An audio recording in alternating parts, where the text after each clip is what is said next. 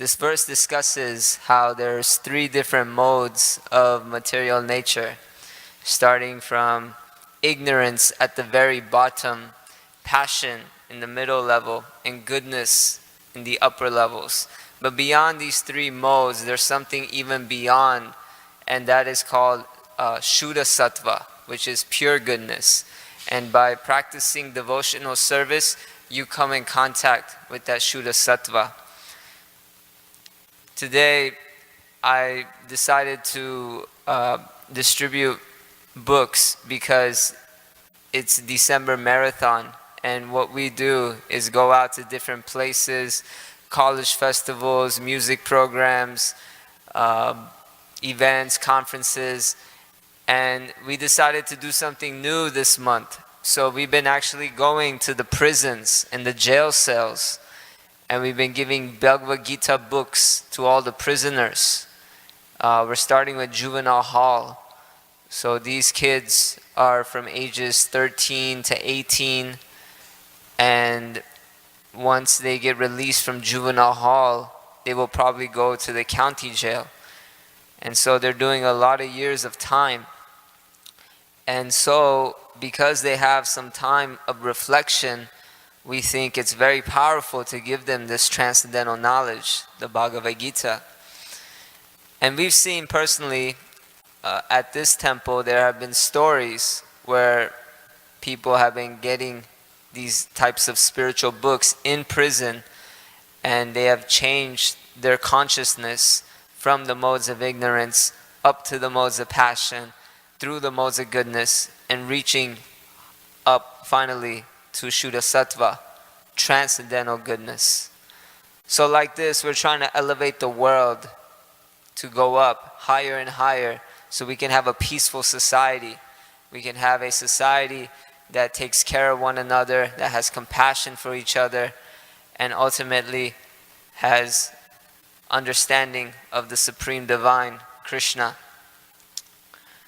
And today we also decided to go to a hospital and give books to all the patients at a hospital, because some of these patients are now coming close to the time of death, and they may have lived their whole lives not really understanding the messages of the Bhagavad Gita.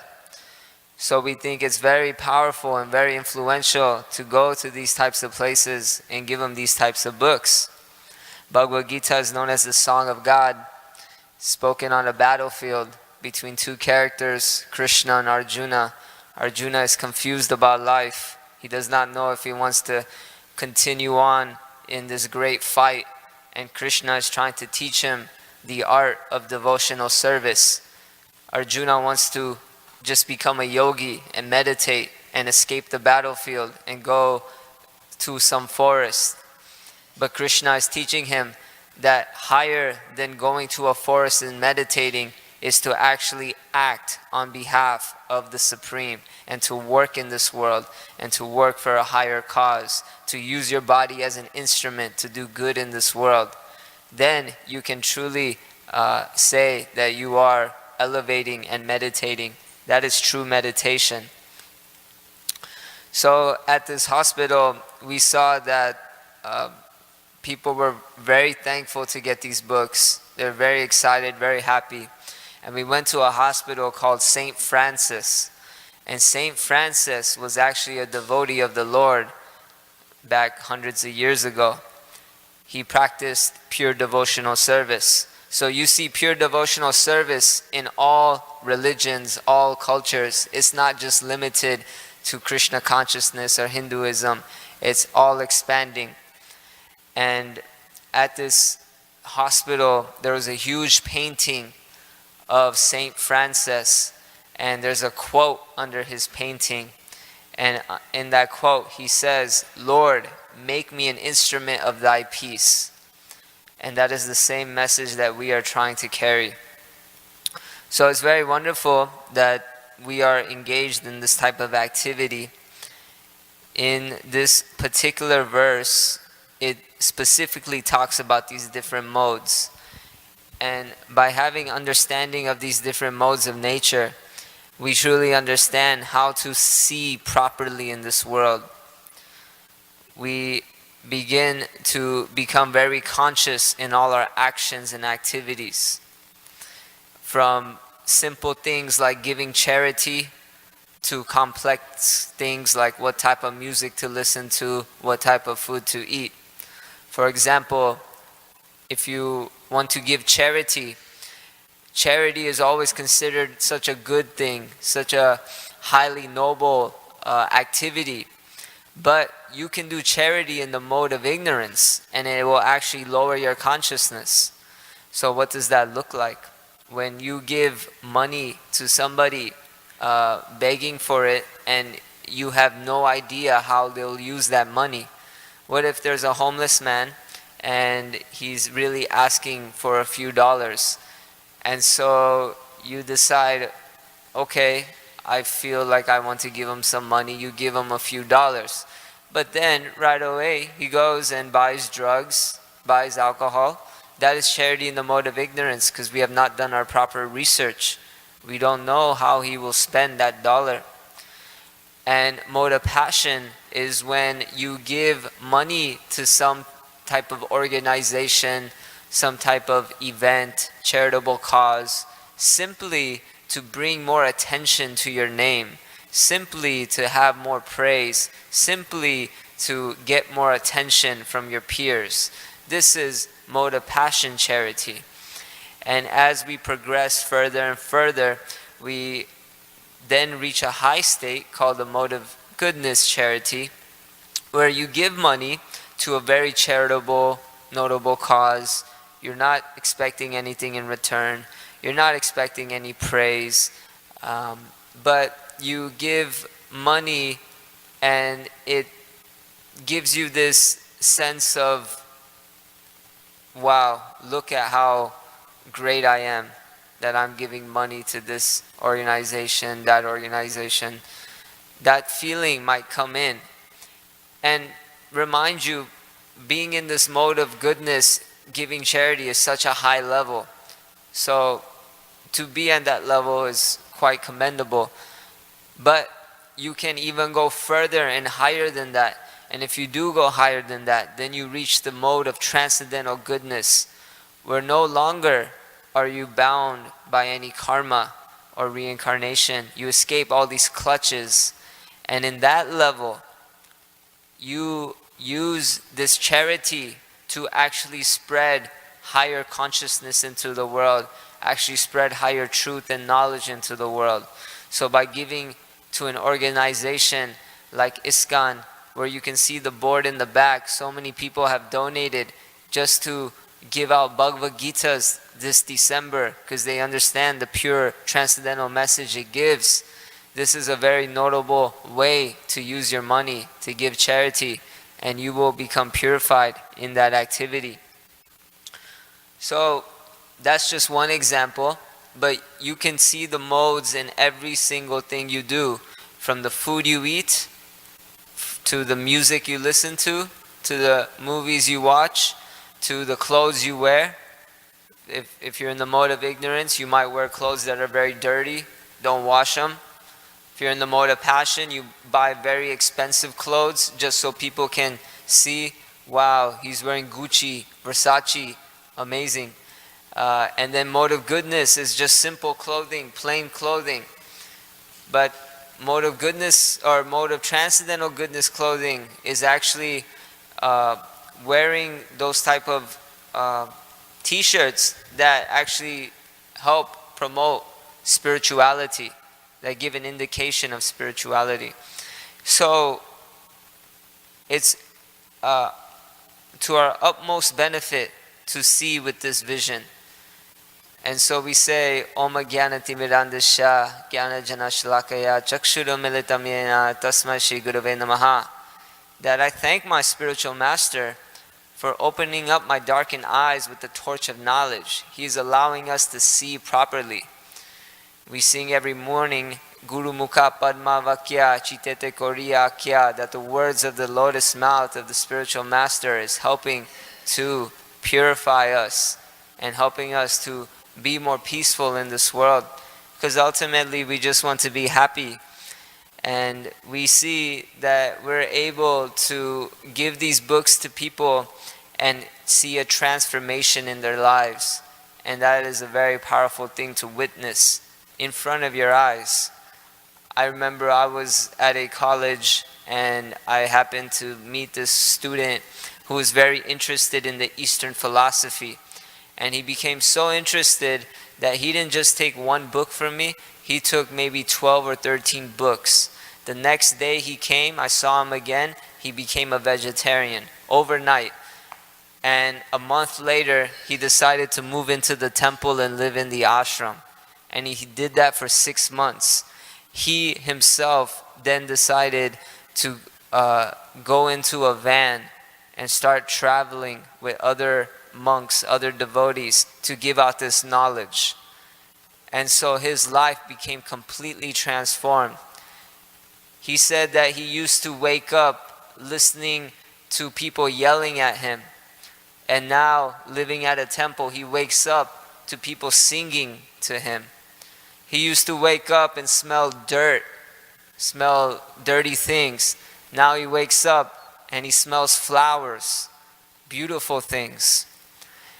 And the nutrition, before he used to eat so bad, now he says he gets to eat like a king. Because after all, at the end of the day, we are a kitchen religion.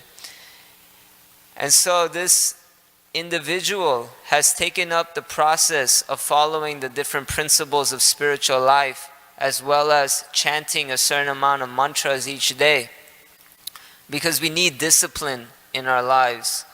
And if we just meditate based on how we feel, saying, okay, today I want to meditate, tomorrow maybe not, next day I don't know, maybe a little bit, there's no discipline. You will not make great advancement in that way.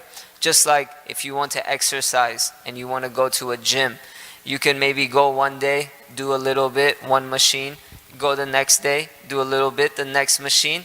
But if you have a regimen with certain reps and sets and understanding that this is my plan, then you will make strong advancement. You need a plan, you need ambition.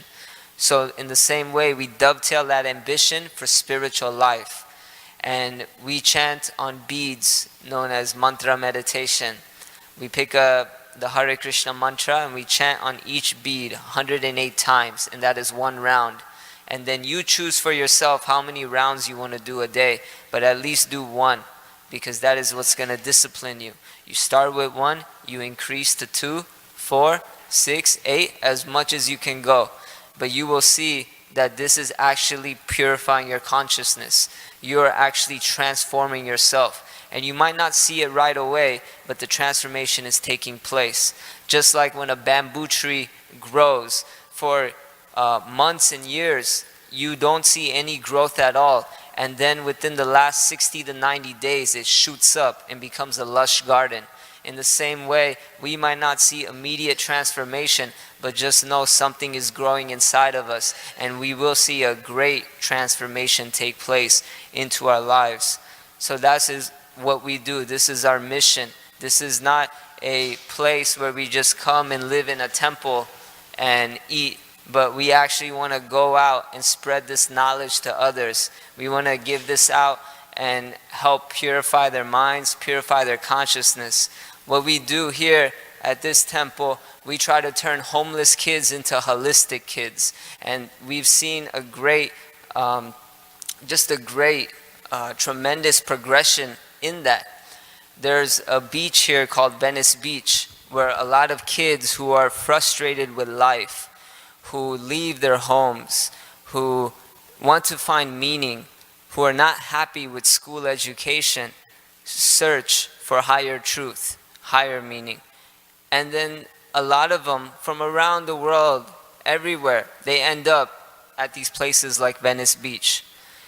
And we've seen certain individuals come from these beaches to our temples.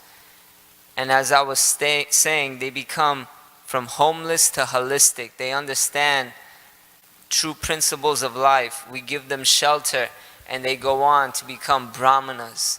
They go on to become Vaishnavas. It's the most wonderful transformation. One time our founding spiritual master, Srila Prabhupada, he was in India and he was with all of his American disciples. And somebody said in the crowd in India, "Can you show me some power? Can you show me some mystic power? Can you turn this into gold? Can you make this appear?" And Srila Prabhupada said, "If you want to see my power, this is my power." And he pointed at all his American disciples who used to be into drugs, intoxications, gambling, meat eating, illicit sex, and they have transformed their lives and become pure devotees. So that is true power. What good is it that we can transform something to gold? Even it's so simple to do something like that. And at the same time, if you've seen these gurus, they'll only produce a little bit. What benefit is that? True benefit is changing the heart to gold, melting the heart. Our heart is cold because this world is cold and it treats us so roughly, so we become rough as well. But the mantra is compared to fire, and through that fire you can melt that ice-like heart and turn that heart into liquid. Then you can flow with life. And that's what we have to realize with these teachings that we've been given, and we can share them to others.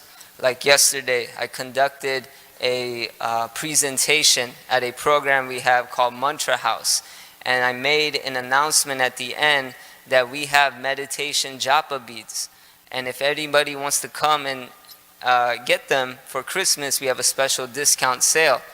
And few people actually came up, and it was such a pleasurable experience to teach them how to use this mantra, how to use this japa, how to use this ancient secret of meditation. And I contacted a few people this morning and I asked them, "Did you get a chance to chant?" And they said, "Yeah, they did chant one round and they feel really good. They feel really happy." So this is a wonderful thing to witness and to see, and we're just trying to increase it more and more. A recent experience that I can recall of a homeless kid turning into a holistic kid was just recently. Some of our book distributors went out, they set a table, and they met a particular individual, and he seemed very interested in getting these books or just being part of spiritual life. So he decided to come back with that party to our temple. And when he came back, we fed him so much, he was walking like a duck. That's what Srila Prabhupada said. When you bring someone new in, feed them until they walk like a duck. And so he was walking like a duck. And then we started to just make friendships with them. Because sometimes we think that by giving people knowledge right away and overburdening them with these truths, that that's the way to really teach them. But sometimes it's your friendship that's going to teach them even more. So we started making friends with this individual. And then we decided to take this individual inside the temple room. And I told him that when you come inside the temple, come to the middle and look up. That's all you got to do. So he came to the middle and he looked up and he saw all these amazing paintings that we have in the ceiling right now. And it was like seeing a little kid at Disneyland. He was completely, just his eyes were lighting, he was getting emotional, he had this big smile on his face. It was as if he found a true home. And after that, we had a speaker give a class. He said he enjoyed the class. And then he was gifted some flowers. And he was just feeling like, wow, I am being overburdened right now with love. Love is coming from all directions. I'm meeting new friends. I'm getting this wonderful food. I'm getting these flowers, this music. So that's our mission in trying to help these individuals become more spiritually inclined, is to just give them a huge dose of love. And that's Srila Prabhupada's mission. He had 3 pillars to this mission. That's book distribution, which is giving them the knowledge. It's prasadam distribution, which is giving them the food. and it's Harinam Sankirtan, which is giving them the holy name. And if they have these three elements on top of friendship and loving relationships and care and personalism, then you will truly see that they are truly happy with life. And it's a true treasure to be part of such a culture where we can turn hippies into happies, where we can turn frowns upside down, and we can truly see that people are finding a purpose once again. So that's really great, because the world is really changing these days. We can see that. I read the other day that before, when a little kid, he wanted to, when he wanted let's say a wagon, let's say a little child, he wants a wagon in his life, he would find the true pleasure of going out to nature, getting the wood, getting the materials, and building it himself. But nowadays, if a child wants a wagon, he just cries and cries until he gets it. So our society has shifted from a culture of patience and tolerance and understanding joy to instant gratification. Give me now, or else I will retaliate. And it's causing a huge problem in society. So Lord Chaitanya, who is the avatar of Krishna, who came 500 years ago, he taught 4 pillars to success when it comes to chanting, when it comes to meditation.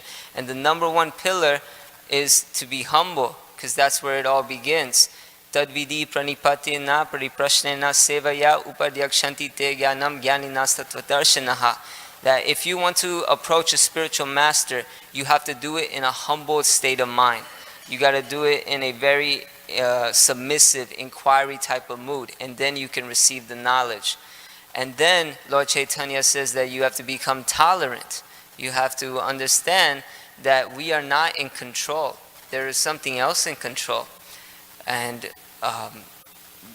the pitfalls in life are not really pitfalls. They're actually great lessons. Our world has shifted greatly. When somebody gets a F letter on a test, before the feeling and mood was, I failed. But now, when somebody gets an F on a test, the mood has shifted to, I am a failure.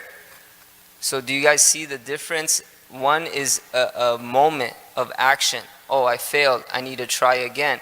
But now it's shifted to, I am a failure. And that's how they live their lives. And they're not motivated anymore. I saw a brilliant thing from a brilliant way of teaching from a teacher in a place in Chicago, where usually if you do good in school, you will get an A or B. And if you do bad in school on a test, you will get a C, D, or F.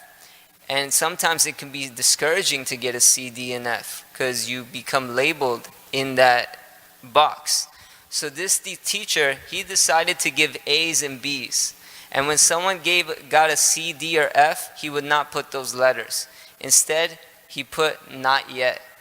So you do certain test, you get a C or D, teacher will write not yet, which gave them encouragement to keep trying until they get that B, get that A. If we go in the other direction, then we categorize these kids and they lose their encouragement. So shifting back to what we're speaking about, that we have to become humble, we have to become tolerant, and we have to learn to give respect to others without expecting none in return.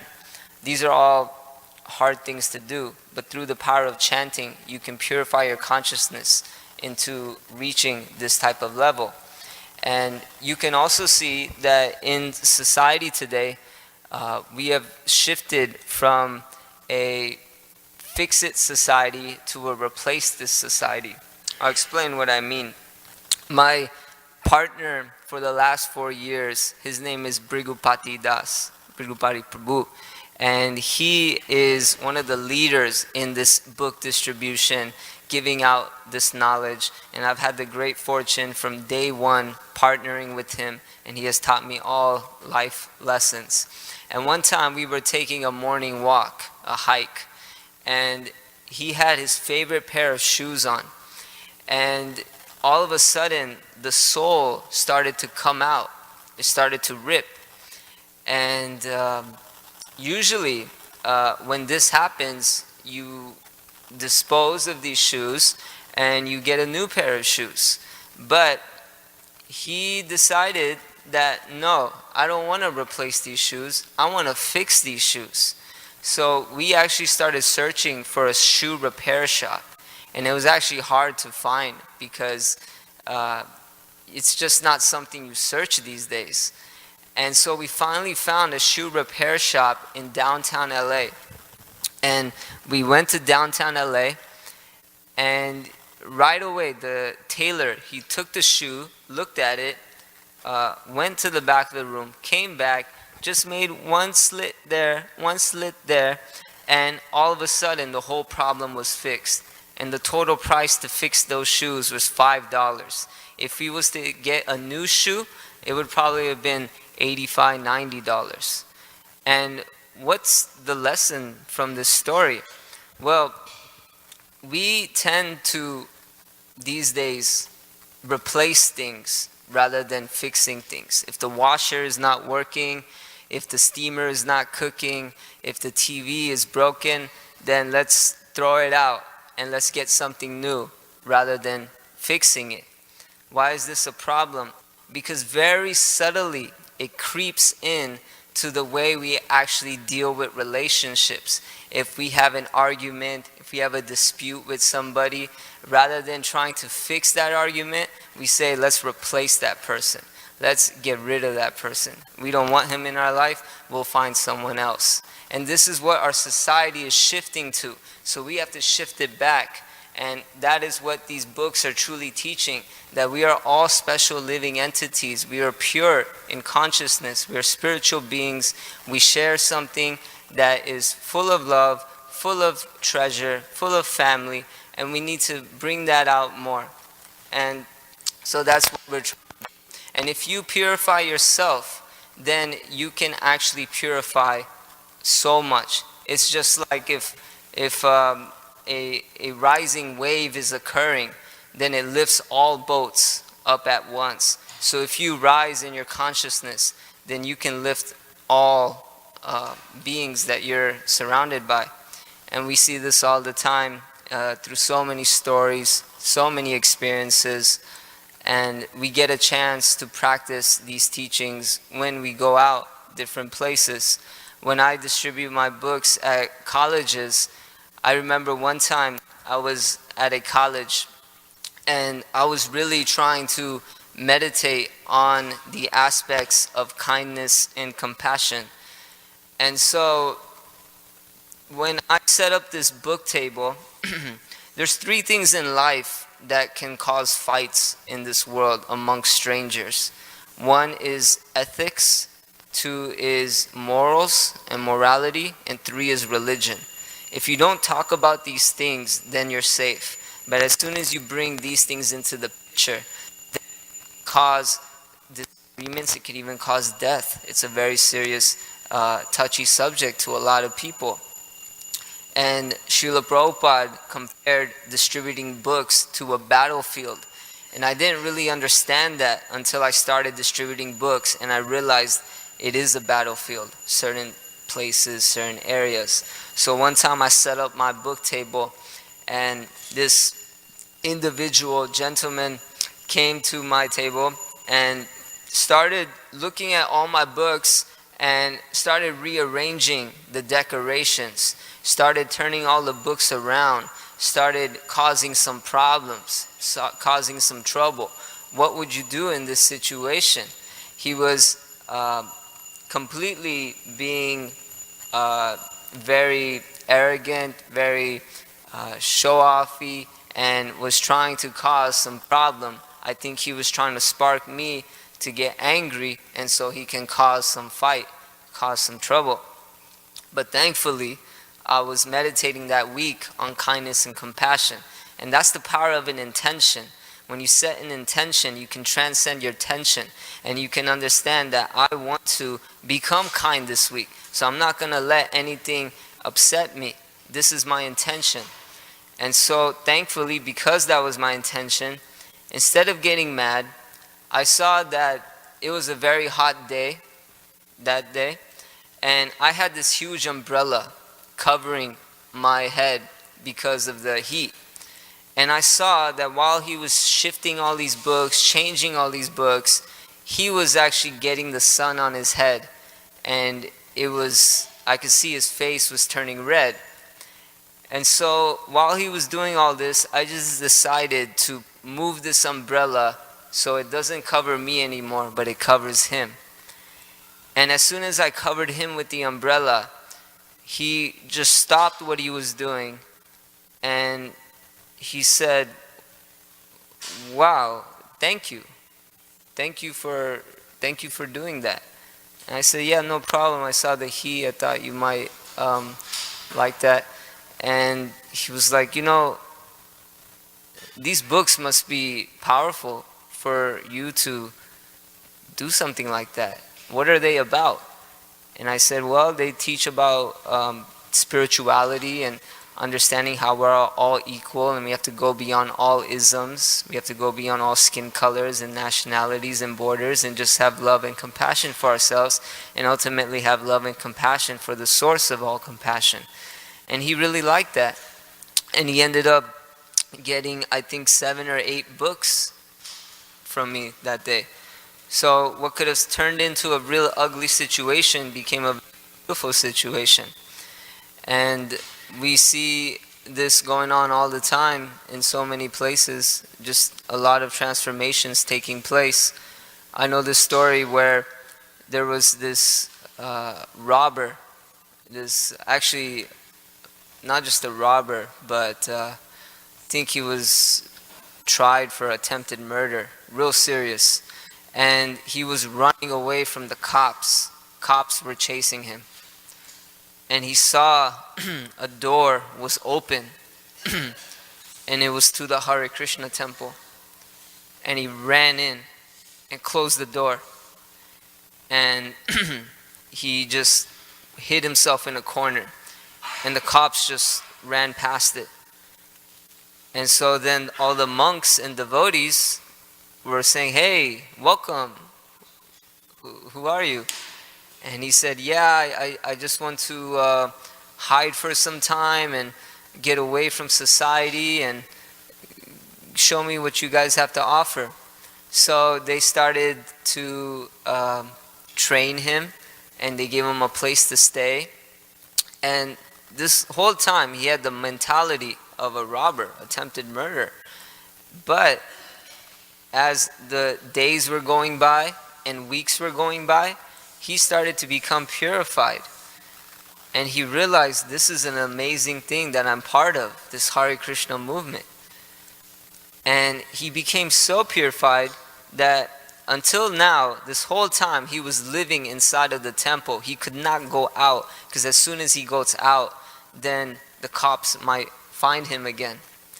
But he was reading about books and book distribution, and how this is so pleasing to the spiritual master, that he developed this intense desire to want to go out and distribute books.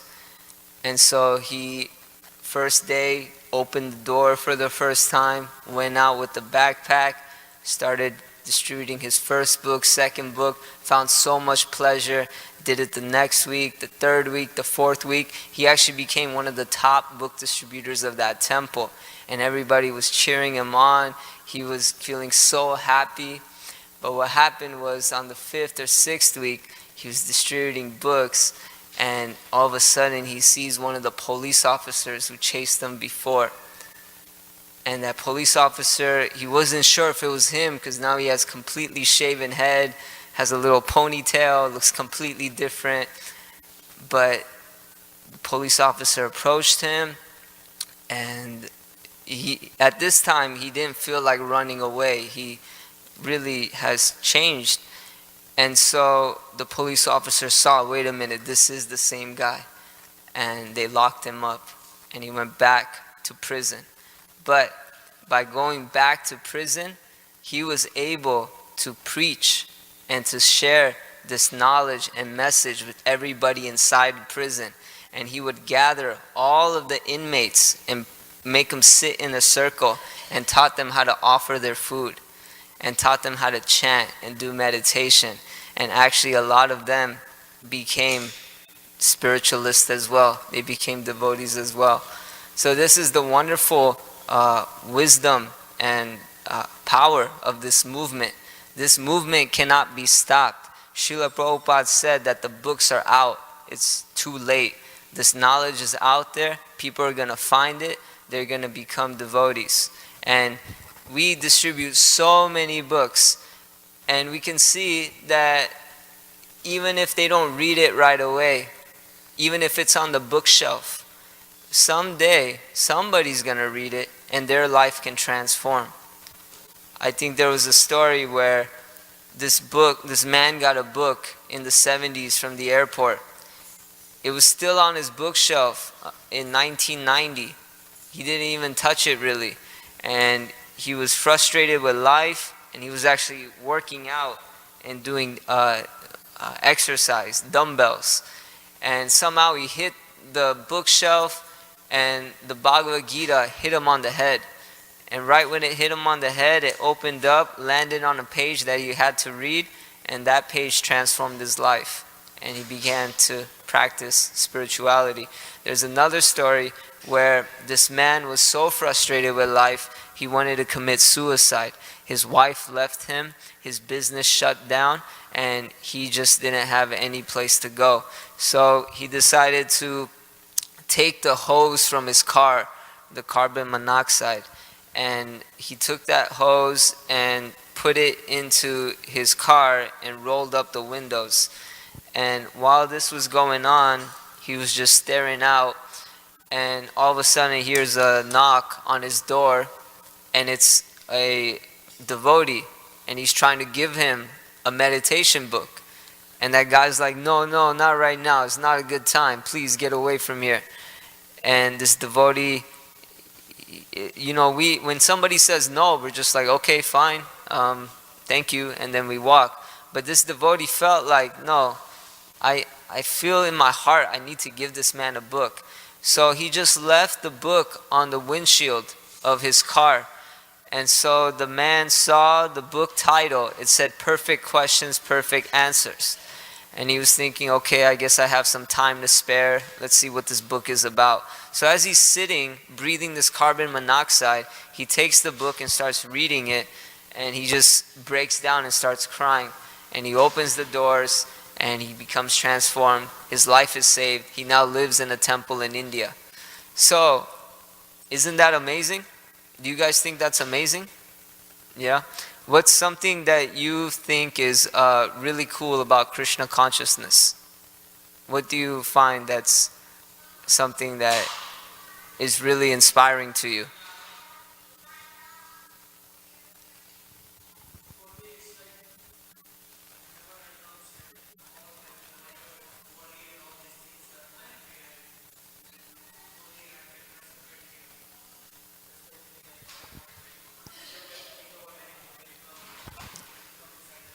Yeah. So you're saying when you come to the temple, you're able to concentrate. You're able to let go of the material world, all material obligations, and here you feel an overwhelming sensation.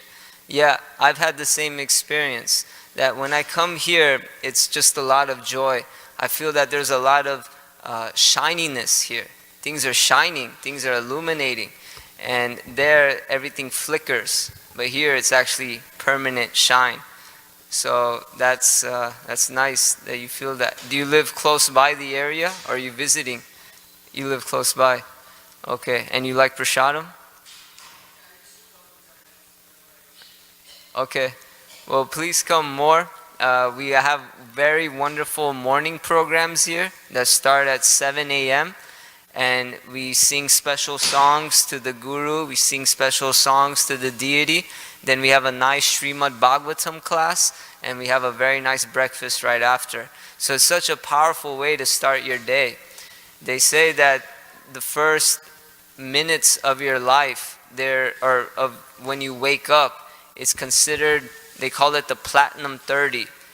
Those first minutes when you wake up, is so important that it's gonna determine the rest of your day. So when you wake up, you should have the finest of thoughts, the purest of actions, and surround yourself with positivity. And then you set your day in motion. So that's very good that you're taking up the process. How about you? Do you like anything about Krishna consciousness?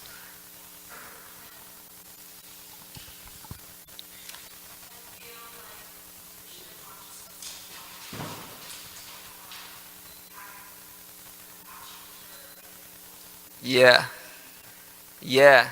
I also feel the same way. I used to be the type of person where if this person is not like me, then I don't want to hang out with him. I want to find people that are like me, and I want to roll with my type of crew. But in Krishna consciousness, I saw right away how many different types of people are here, how many different types of personalities, because it's an international society. So at this temple, I found devotees and monks from South Korea, from Egypt, from Brazil, from China, from Ethiopia, from Jamaica. Where else do you find such a thing? And so then I was dealing with all these types of people who were not like me.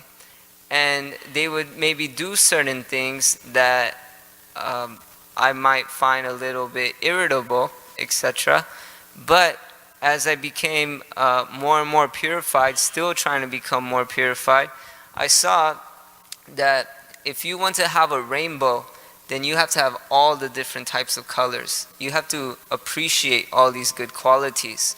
And that's the vision I'm starting to see now, that this is what makes up our world. It's these different types of individuals, different types of personalities, and that's what creates the full spectrum, the full colored picture. And lately, I have this new partner when I go out on book distribution, and he's a very special individual. He's a little bit, I would say, socially different, kind of a very introvert type of person. He's been through a lot in his life, and his whole life he's been abused. He's taken a lot of depression pills. So just a very different type of person. And I could see that this individual has so much love in his heart, and he's just wanting to give it to others, but it seems like people let him down so much. But by being with him, he has helped me become more and more compassionate in life. And I can give you an example of this compassion, that one day I was feeling a little cold. I was not having the proper gear that I was wearing, and out of nowhere he just goes out and he buys me this sweater that I'm wearing right now. And other times I'll be in the car and I'll start coughing a little bit, and he'll be like, "Oh no, your asthma's kicking in," and he'll like turn on all the air conditioners and all this wind will start blowing. And when we are going in his car, when we get out of the car, he'll run and open the door, and he'll always be the first one to unlock the door on my side, and then he'll go on his side and unlock his door and then come in. And I'm just thinking, wow, this person is so amazing. And so before I would have never even thought of hanging out with such a person like this. But by hanging out with these different individuals, you do build that love and compassion in your heart. And that love and compassion is what Krishna is looking for. He wants us to unlock that love and compassion in our hearts. It's there, and we can do it by becoming more personal in life, by lending a hand, by paying it forward. I know this one lady, she was with her friends during Christmas time last year, and they were all eating at a restaurant. And there was another family, and this family was maybe uncles, aunts, young kids, old kids, grandpas, grandmas. It was a huge family, maybe like 12, 13 people. And this lady decided, you know what? Let's pay their bill today. Let's just pay their bill. And so they go to the manager and they say, you know what? We want to pay that family's bill. And the manager couldn't believe it. He hasn't heard such a thing in the 2021st century. It just doesn't happen these days. But she pays their bill, and the family couldn't believe it. They were just feeling so special. And the lady was feeling also a sense of warmth which money could never buy. And I've also personally experienced that. One time I was at the grocery store and I was trying to buy these groceries, and my credit card wasn't working for whatever reason. Something was going on that day. And so the lady behind me, she says, don't worry. You buy your groceries. I'll buy it for you. Your card's not working, it's okay. It's on me. And she buys my entire groceries. And I was just so amazed by that experience. Actually, that same day, I was on my way to go somewhere to give out these books to people. And we just got a brand new book into our arsenal. And that book was very expensive. Jai Shri Rukmini Dwakadish Ki Jai.